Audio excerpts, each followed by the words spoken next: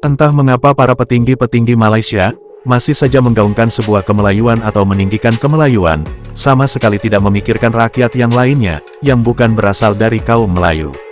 Seakan-akan para petinggi-petinggi Malaysia ingin sekali memelayukan kaum yang bukan Melayu, seperti kaum Cina dan India, bahkan kaum yang lainnya, seperti suku-suku yang ada di Indonesia, mereka ingin sekali memelayukannya. Dan seolah-olah agar mereka disuruh untuk melupakan atau meninggalkan segala identitas kaum asalnya atau suku asalnya. Persis seperti apa yang telah disampaikan oleh mantan Perdana Menteri Mahathir Mohamad, ketika ia menjelaskan tentang negara Malaysia adalah milik kaum Melayu. Sebenarnya banyak warga Malaysia atau rakyat Malaysia, mereka tidak menginginkan konsep seperti itu. Mereka menginginkan sebuah konsep kenegaraan, bukan kemelayuan. Karena di seluruh negara yang memiliki kaum pendatang, mereka dapat mengikuti segala peraturan dan sebagainya, karena adanya sebuah konsep kenegaraan, yang memanusiakan manusia sebagai warga negara, bukan mematikan sebuah identitas jati diri mereka, sebagai manusia yang hidup sebagai warga negara. Dan ternyata ada netizen Malaysia yang bersuara, seolah-olah menentang semua ucapan Mahathir Mohamad kala itu. Ia mengatakan segala hal, tentang masalah perkauman yang terjadi di negara Malaysia. Dengan mengikuti konsep kemelayuan, itu berarti mematikan sebuah identitas jati diri mereka sebagai manusia, tentang asal-usul mereka berasal, demi menjadi seorang warga negara Malaysia.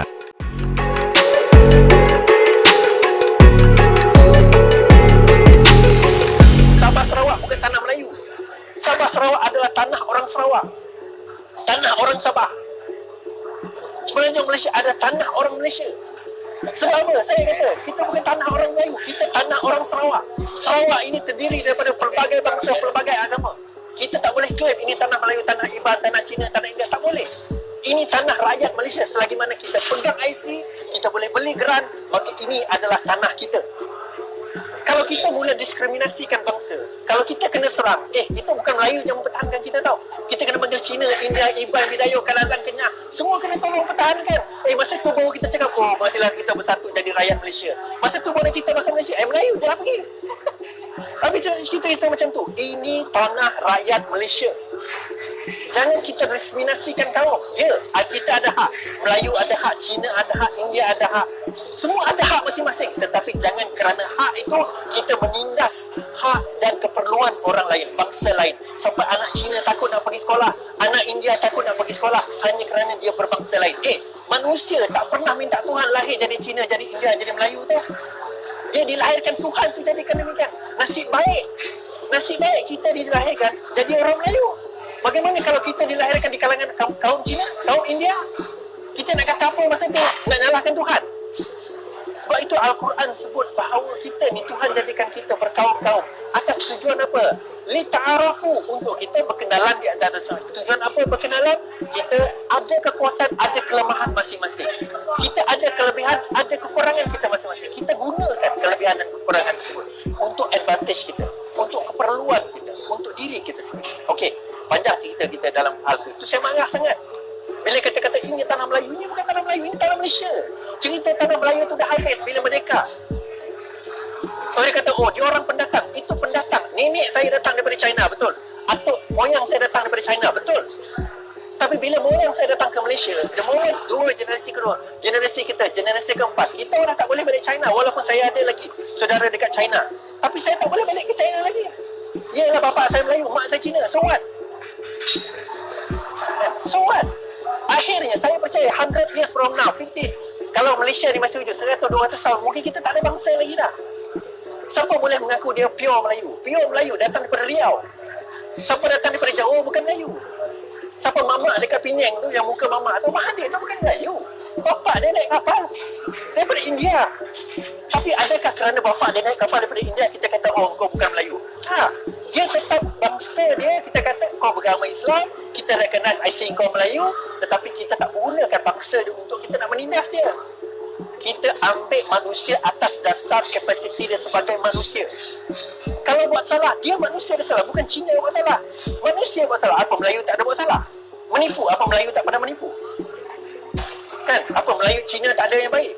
Cina ada baik, Melayu ada baik, India ada baik, Iban ada baik, Kalazan ada baik. Tapi Melayu juga ada jahat, Cina pun ada jahat, India pun ada jahat. Dia bukan bangsa dia, tetapi sifat manusiawi tu. Sebab itu yang penting kita belajar adalah memanusiakan manusia. Memanusiakan manusia. Bukan kita memelayukan manusia. Itu masalahnya. Pendidikan politik kita adalah memelayukan orang Malaysia. Itu masalah. Oh, kau India, okey, kau masuk Islam, kau jadi Melayu. Salah. Kau Cina, kau masuk Islam, kau jadi Melayu. Salah. Kau Cina, kau masuk Islam, kau tetap Cina. Agama kau je bertukar, bangsa kau tidak bertukar. Itu masalah kita bila kita memelayukan rakyat kita.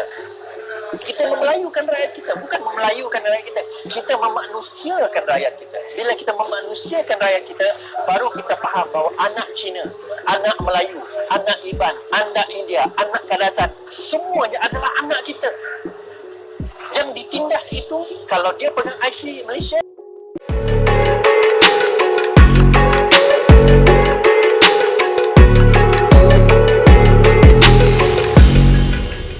Malaysia adalah satu gabungan negeri-negeri Melayu dan juga Sabah dan Sarawak. Jadi ini adalah orang asal negeri ini dan mereka diakui, dikira sebagai pemilik Malaysia. Orang Melayu di Semenanjung, Bumiputera di Sabah dan Sarawak. Orang lain adalah pendatang. Jadi dalam perlembagaan tak ada disebut bahawa kita adalah negara multiracial. Multiracial bermakna siapa saja yang ada di Malaysia ini menjadi pemilik asal negara. Tak, pemilik asal negara ialah orang Melayu dan Bumiputera di Sabah Sarawak. Jadi bila usaha dibuat untuk jadikan Malaysia sebagai multiracial country, maka semua orang akan mempunyai taraf dan hak yang sama dengan orang Melayu dan Bumiputera lain. Jadi bila ada hak yang sama, segala-galanya akan diagi seolah-olah semua orang mempunyai hak yang sama. Sebaliknya kita tahu dalam perlembagaan tak ada disebut hak yang sama. Kita dalam perlembagaan ditunjuk bahawa negara ini berasal daripada negara Melayu dan orang Melayu mempunyai kedudukan yang berlainan daripada kaum pendatang. Umpamanya pentadbiran. Pentadbiran adalah oleh orang Melayu. Demikian juga tentera dan polis dan macam-macam institusi lain. Semuanya adalah orang Melayu sebagai pemilik asal negara kita. Kalau dijadikan negara berbilang kaum, maka semua yang dihadkan kepada orang Melayu dan Bumiputera akan diagih juga kepada orang kaum pendatang. Malangnya kaum pendatang ni ada dua jenis. Satu jenis mereka terima diserap sebagai orang Melayu. Banyaklah orang keturunan daripada orang India, orang Pakistan, orang Arab. Mereka datang ke Malaysia dan mereka diserap menjadi orang Melayu. Kita tak ada masalah dengan mereka. Tetapi kaum pendatang yang lain, yang baru ni, tak nak diserap sebagai orang Melayu. Jadi mereka terasing daripada orang Melayu. Tak bolehlah diberi hak yang sama seperti penduduk asal Malaysia, orang Melayu dan Bumiputera. Mereka mempunyai kedudukan yang berlainan, berasingan, dan mereka tak campur sama sekali dengan penduduk tempatan. Sebab itu kalau diadakan multiracial country, dia akan memberi hak yang lebih kepada kaum pendatang. Seolah-olah mereka sudah jadi Bumiputera ataupun orang tempatan. Kalau diadakan seperti itu, maka orang tempatan iaitu orang Melayu dan Bumiputera tidak boleh lawan, tidak boleh bersaing dengan kaum pendatang, terutamanya dalam bidang ekonomi. Mereka ketinggalan dan mereka menjadi puak yang miskin. Sebaliknya, orang kaum pendatang ini yang kekal dengan hubungan mereka dengan negara asal mereka akan menjadi kaum yang kaya. Jadi tanah Melayu dan Sabah Sarawak dimiliki oleh orang Melayu dan Bumiputera di Sabah Sarawak. Jadi orang lain yang datang kemudian menjadi kaum pendatang. Tetapi mereka, kalau mereka bersetuju diserapkan secara menyeluruh, iaitu daripada segi bahasa, budaya, sekolah dan sebagainya, mereka akan disamakan dengan pengasas negara. Tetapi kita dapati di Malaysia ini, orang yang datang kemudian, mereka tak nak diserapkan. Mereka nak kekal hubungan mereka dengan negara asal mereka. Sebab itu ada perpisahan. Dan kalau kita tak bolehlah bagi hak yang sama seperti pengasas negara. Tentang keberanian dan kejujuran. Dalam perlembagaan Madinah, ada ummah diniyah, ada ummah sia-sia.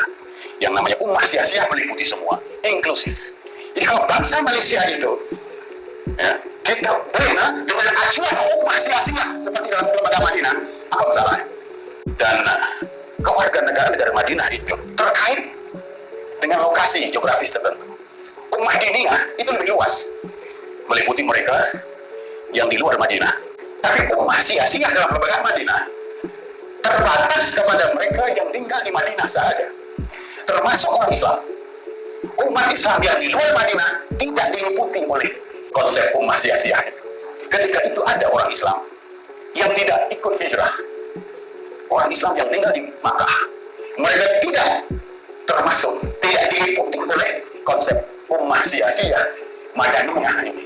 Konsep ummah ialah ruang untuk kepelbagaian jati diri, ta'addudul huwiyah. Yang Muslim terus Muslim, yang Yahudi kekal Yahudi, malah yang Aus dan yang Khazraj, yang Quraisy teruskan ke Quraisyannya, ke Ausannya, dan ke Khazrajnya. Tak ada peruntukan ya, yang memaksa mereka meleburkan jati diri Aus atau Khazraj atau Quraisy atau Muslim atau Yahudi. Tak ada peruntukan yang memerintahkan atau meminta mereka meleburkan jati diri mereka. Jadi artinya orang Aus boleh terus jadi Aus, Al-Ausi, Al-Khazraji, Al-Quraisy, boleh kan? Jadi ini yang namanya kepelbagaian jati diri, ta'addud al-huwiyah. Tetapi semua mereka itu berada dalam bingkai kesatuan, prinsip-prinsip persamaan dan tanggung jawab dan hak dalam Sahiifah Madinah. Karena itu kita tidak perlu memaksa orang masuk Melayu. Kita perlu memaksa ya, siapa-siapa menukar jati dirinya. Jadi orang Cina boleh meneruskan gaya hidup dan budaya kecinaannya, orang India boleh meneruskan gaya hidup dan budaya keindiaannya. Begitu juga Melayu, tapi kita semua disatukan oleh bingkai kesatuan. Jadi saya gunakan ungkapan shared values and commitments. Dan ini dilakukan oleh negara-negara lain. Tadi disebut oleh Profesor Syahrudin tentang Indonesia. Di Indonesia ada satu konsep yang namanya wawasan Nusantara.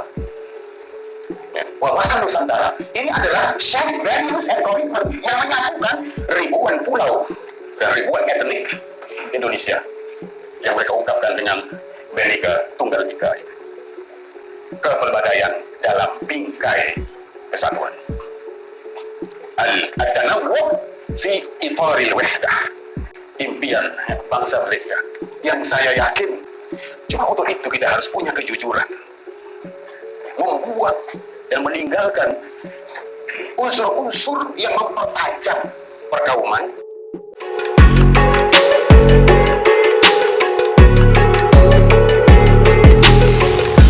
Cukup sekian pembahasan dari kami. Terima kasih, sampai jumpa lagi.